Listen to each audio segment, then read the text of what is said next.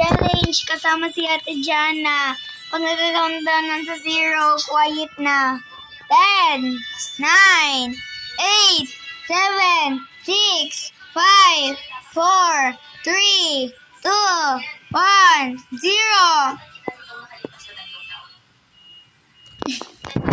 Dito lang ako sa piling mo habang buhay. Nanyan, nandito na ang mamimili ng borda. Nasa kanto lang.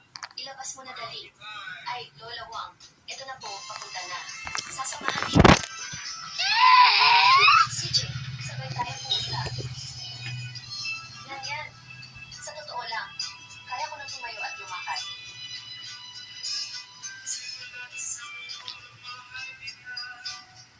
Nanyan, wala talagang masasabi sa husay mo. Isa naman ko pala ang tawag mo ngayon. Para magpa-araw sa labas. Ano mo na? Archet, itong mga nakaraang taon, maraming salamat sa pag-aalaga mo kay Nanyan na nakakapagsalita ka na. Ang ibig kong sabihin sa inay na, Ancient, kumaling na si Ancient.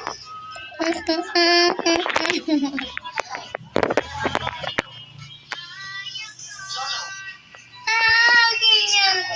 Iba. Dahil ang pangalit ko. nagulat siya. Tumawag na kami. Kaya doon daan sa lumang bayan. Sabi ay kalahapit oras na bago maghanap ako ng sasakyan. Para mapanood ang buong kwento, search lang sa wiki. Sa panig na ina, para sa maramiang pagkain mo ngayon, sabayan nyo na lang po itong amag na tinapay. Ikaw na bata ka, sumusobra ka na ha.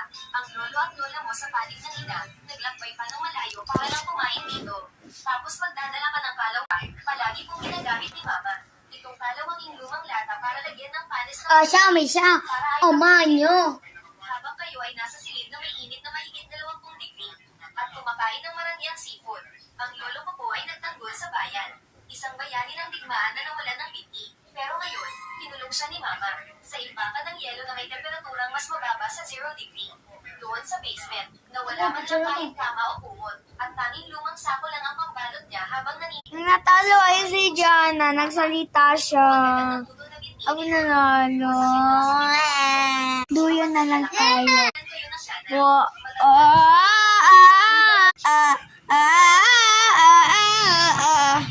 Tapos ganito mo lang patuloy na isang bayani. Chat mo, mami. Ang bilis ng duyan. Chat mo ni mami mo.